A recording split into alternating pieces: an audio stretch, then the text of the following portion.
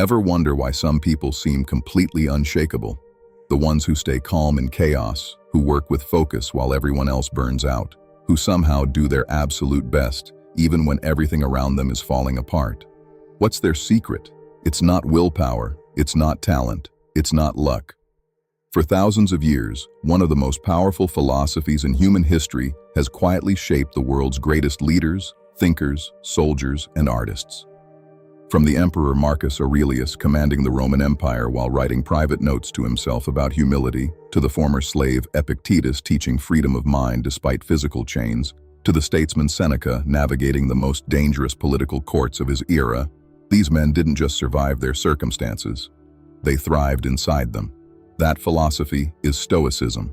Today, we're pulling back the curtain on 12 of its most powerful, most overlooked secrets for doing your absolute best.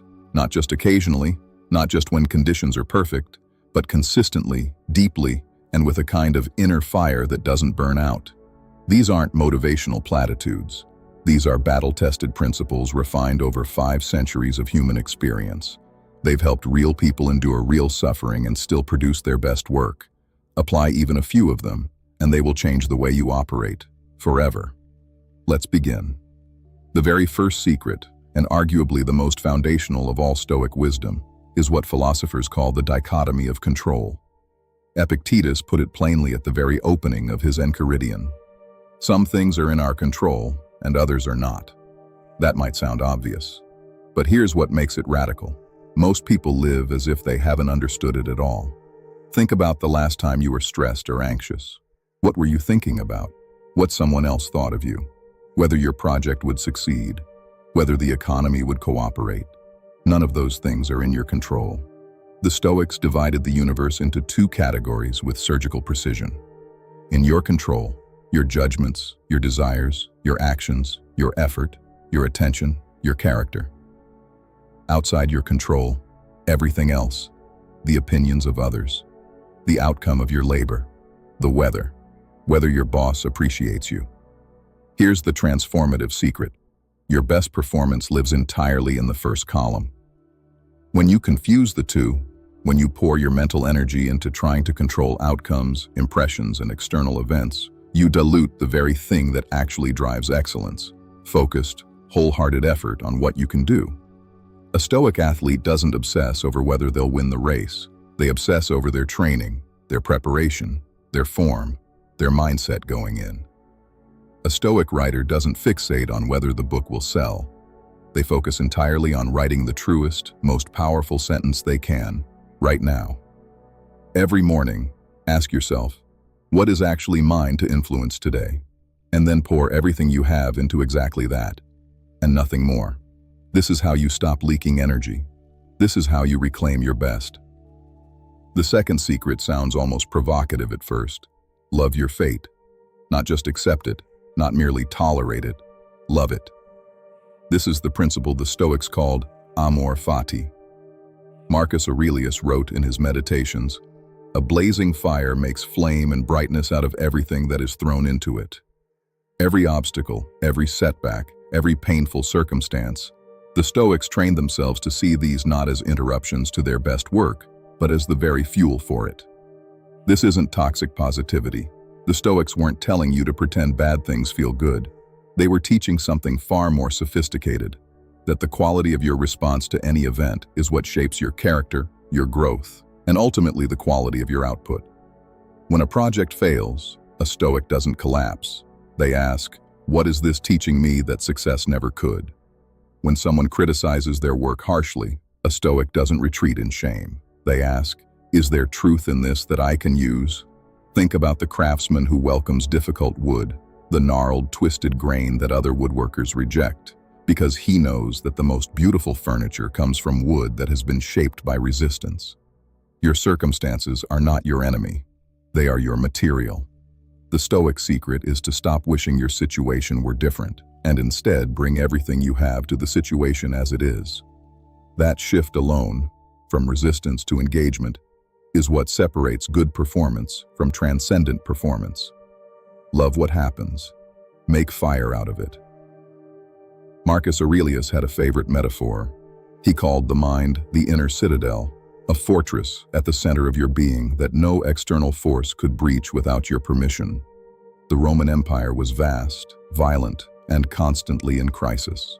Marcus dealt with plagues, wars, betrayal, and the deaths of children, and yet he is remembered not for falling apart, but for his extraordinary calm and deliberate governance. How? He tended his inner citadel. The Stoics understood something that modern neuroscience is now beginning to confirm.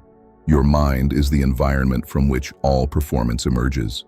If your mind is a war zone, cluttered with resentments, fears, distractions, and reactive emotions, your output will reflect that chaos. But if your mind is ordered, clear, and intentional, your best work becomes almost effortless. Guarding the inner citadel means being ruthlessly selective about what you allow in. What thoughts do you rehearse? What media do you consume? What emotional states do you let linger? Every input shapes the environment of your mind. The Stoics practiced a kind of mental hygiene long before the concept existed in modern psychology. They questioned their impressions, refusing to let automatic, reactive thoughts become unchallenged beliefs. When a thought arose, they would hold it up to scrutiny. Is this true? Is this useful? Is this mine? Or was it handed to me by circumstance? This practice creates enormous mental space, and it is inside that space that your best thinking, your deepest creativity, and your most powerful action live. Protect your mind. It is the only true home you have. Ryan Holiday popularized this phrase from a line in Marcus Aurelius, and it deserves a deep look because it is perhaps the single most counterintuitive secret in all of Stoic practice. The full line from Marcus reads, "The impediment to action advances action. What stands in the way becomes the way." Not, the obstacle is something to be overcome before you can do your best, but the obstacle itself becomes the path forward. How? Because every obstacle reveals exactly what skill, character, or understanding you need to develop next. Every failure is diagnostic. Every wall you hit tells you precisely where your weakness lies, and therefore exactly where to focus your growth. The Stoics trained themselves to see resistance as data, not punishment. When things got hard, they didn't interpret that as a sign they were on the wrong path. They interpreted it as a sign that something worth having lay ahead, and that they were being asked to grow into the person capable of receiving it. This reframe is enormously practical. Instead of spending energy wishing the obstacle weren't there, you bring your full attention to the specific, concrete question: what does this obstacle require of me? And then you give that thing. The wall that's stopping you right now is not your enemy. It is your teacher, your trainer, your curriculum. Work with it, not against it. Memento Mori. Remember that you will die was not a morbid fixation for the Stoics. It was a clarifying lens. It was the cold water they splashed on their own faces when they were about to waste another hour on trivial complaints, petty politics, or meaningless distraction. Seneca pointed out that most people squander their time as if they have an infinite supply, and then reach the end of their lives shocked to find it used up. We don't have too little time. We have too much time that we've allowed to be stolen or wasted. When you hold the reality of your mortality gently in mind, not obsessively, not with dread, but with clarity, something shifts. The trivial loses its grip. The important becomes luminous. The question, should I settle for good enough here, or should I do this with everything I have, becomes suddenly very easy to answer. Your best work is not the product of infinite time. It is the product of finite time used with great intention. The Stoics used Memento Mori as a daily practice to ask, if today were my last chance at this work, this relationship, this effort, am I bringing my full self to it? Not to create anxiety, to create urgency. The beautiful, clarifying urgency of someone who understands that this moment is unrepeatable and precious. Do not waste the hours. They are the only currency you truly have. Premeditatio Malorum means the premeditation of evils, the deliberate practice of imagining in advance the things that could go wrong, the difficulties that might arise, the worst-case scenarios you might face. Modern culture tells us to think positively, visualize success, expect the best, and there is wisdom in optimism. But the Stoics understood something crucial that pure positive thinking misses. The mind that has prepared for difficulty is far less likely to be derailed by it. When you have never imagined failure, the first sign of struggle can feel catastrophic. Your nervous system sounds the alarm. Your confidence collapses. You retreat. But when you have already sat with the possibility of failure, when you have looked it in the eye and decided in advance that you will not be destroyed by it, you become virtually unshakable. This isn't pessimism. Worry is passive, repetitive, and paralyzing. Premeditation is active, deliberate, and liberating. You are not dwelling in fear. You are robbing fear of its power by facing it directly. Before an important presentation, a Stoic doesn't just rehearse success. They ask, what could go wrong? What if the technology fails? What if I blank on my material? And then they decide what they will do in each scenario. Now they are ready for anything, and readiness is the foundation of your best performance. The Stoics practiced something that would seem strange to modern eyes. They deliberately imposed hardship on themselves during periods of ease. Seneca wrote about periods where he would voluntarily eat rough food, sleep on a hard surface, wear simple clothes, and face the cold. Not because he was poor, but to answer one question: if I lost my comfort, would I fall apart? The answer, after practicing voluntary discomfort, was no. This practice has a profound implication for doing your best. Your capacity for performance under pressure is built in periods of voluntary difficulty. If you only work in comfortable conditions, your performance becomes dependent on those conditions. The moment things get hard, the deadline moves up, the environment gets noisy, the resources disappear, you feel disrupted, unable to operate. But if you have deliberately practiced working in difficulty, difficulty stops feeling like disruption. It just feels like work. Athletes know this. They train in conditions harder than the game. They wear weighted vests in practice so that game speed feels effortless. Voluntarily take on the harder version of the task. Work without your favorite tools. Sit with boredom instead of reaching for distraction. You are not suffering for its own sake. You are building the self that can do its best work anywhere without needing everything to be perfect first. Your best is portable. Train it to be. Marcus Aurelius practiced a meditative exercise he called taking the view from above. He would deliberately expand his perspective, imagining himself lifting up out of his immediate circumstances and seeing them from a great height, then from a higher height still, until his problems appeared tiny against the vast backdrop of time and space. This wasn't avoidance. He was using perspective as a tool to cut through the noise of immediate reactivity and find what was actually significant. When you are too close to your work, your concerns, your daily frustrations, you lose the ability to distinguish the important from the trivial. You spend your best energy on things that will not matter in a week, a month, a year. The view from above restores proportion. It asks, in the grand arc of this project, this career, this life, what actually needs my best effort right now? What am I treating as an emergency that is really just noise? This practice also dissolves the paralysis that comes from being overwhelmed. When everything feels equally urgent, you can do nothing well. The view from above helps you see which single thing, attended to now with full focus, would matter most. The Stoics were ruthlessly practical, and they understood that perspective is one of the most practical tools you have for deploying your effort wisely. Step back, breathe, look from above, then descend with clarity and begin. The Stoics held a vision of the universe as a single, living, interconnected organism. They called this sympathia, the idea that all things are connected, and that human beings are not isolated atoms, but members of a vast rational community. This has direct practical implications for how you do your best work. When you understand that you are part of something larger than yourself, your work takes on a different quality. The craftsman who knows his chair will be sat in for 50 years brings a different quality of attention to every joint he cuts.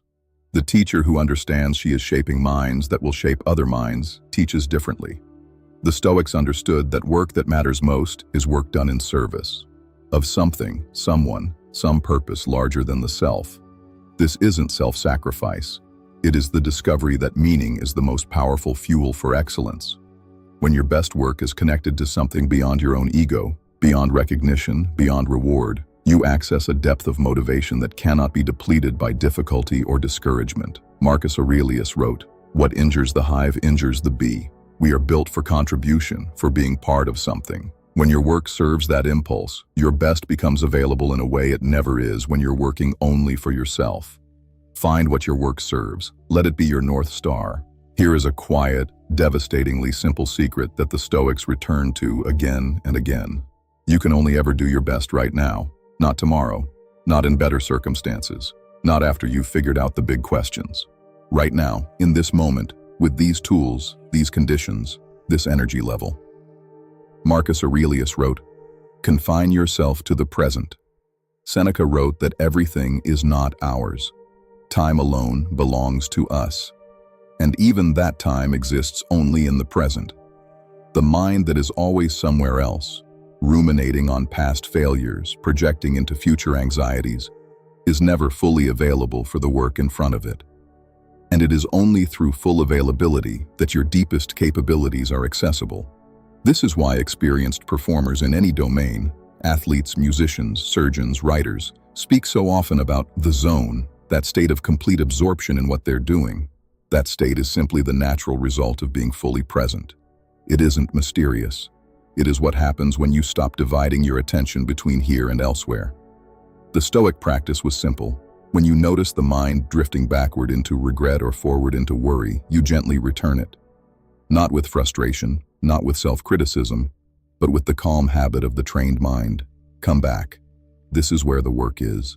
This is where your best lives. Right here, right now. Nowhere else. The ancient Greeks had a concept the Stoics inherited and built their entire philosophy around. Arete, usually translated as virtue or excellence. But it means something more specific and more beautiful than either of those words typically conveys. Arete is the full expression of a thing's highest nature. A knife has arete when it cuts perfectly. An eye has arete when it sees clearly. A human being has arete when they think, feel, and act in full alignment with the highest capacities of human nature. Here is the radical Stoic claim. Arete is not something you achieve. It is not a destination. It is not a peak you climb to and then rest on. It is a moment-by-moment practice, a way of engaging with every task, every conversation, every obligation, as if it were worthy of your full excellence. This has a counterintuitive implication. The Stoics believed that the person who sweeps the floor with their full attention and care is practicing arete just as genuinely as the person writing a symphony. The quality of engagement is what matters, not the grandeur of the task. This dissolves the common trap of saving your best for important work and coasting through everything else. When you practice arete consistently, when you bring your full presence and care to the small things, you build the character, the habits, and the muscle memory of excellence. So that when the important work arrives, your best is not something you have to summon. It is already what you do. Excellence is a daily practice. It is built in the ordinary moments. It is expressed in how you do the small thing in front of you right now. Do it well. The final secret brings all the others together into a single, luminous truth. The Stoics believed that the ultimate aim of human life was eudaimonia, a Greek word often translated as happiness, but meaning something far richer, flourishing, thriving, living in full alignment with your deepest nature and highest values. And here was their great insight. Eudaimonia is not the reward for doing your best. It is doing your best. The modern world often presents excellence as a means to an end. Work hard, achieve success, then be happy. Push through difficulty, reach the goal, then feel fulfilled. But the Stoics inverted this entirely. Flourishing is not what happens after you live well. It is what living well is. When you are fully engaged with meaningful work, when you bring your best effort to the task in front of you, when you act in accordance with your values rather than compromising them for comfort, you are not working toward fulfillment. You are in it, right now, in this moment. This is enormously liberating. It means you don't have to wait. You don't have to achieve a certain level of success, recognition, or security before your life begins to feel like it means something. The meaning is available immediately, the moment you choose to engage with full presence and full integrity. Marcus Aurelius, despite ruling the Roman Empire, despite all his power and all his burdens, wrote not about grand ambitions or future glories. He wrote about this, doing the work in front of him, one moment at a time, as well as he possibly could. He found his flourishing there, in the practice itself. You will too. 12 secrets, thousands of years, Countless lives transformed. Control what is yours to control and release everything else. Love your fate, not in spite of its difficulty, but because of what it makes possible. Guard your inner citadel as the most precious territory you will ever own. Welcome obstacles as teachers. Remember your mortality to awaken urgency, not despair. Prepare for difficulty so it cannot shake you. Voluntarily train in hardship so your best travels with you anywhere. Seek the wide view to find what truly deserves your effort. Connect your work to something beyond yourself. Return again and again to the present moment, the only place where your best actually lives. Practice excellence in the small things until it becomes who you are. And find your flourishing not at the end of the journey, but inside it, in the quality of engagement you bring to right now. The Stoics were not passive philosophers. They were emperors and slaves and statesmen and warriors. And they used these principles to operate at the highest levels under the most demanding conditions human history has ever produced. These secrets are yours now. The question is not whether they work. The question is whether you will practice them. Start today. Start with the next thing on your list. Whatever it is, however small, bring your full self to it. Not because someone is watching, not because it will be remembered, but because the practice of bringing your full self to the work in front of you is precisely how you build the self capable of doing extraordinary things. One moment, one task, one act of full engagement. That is how it begins. That is the Stoic way. If this resonated with you, share it with someone who needs it. And if you want to go deeper into Stoic philosophy and how it applies to modern life, subscribe and stay with us. We're just getting started.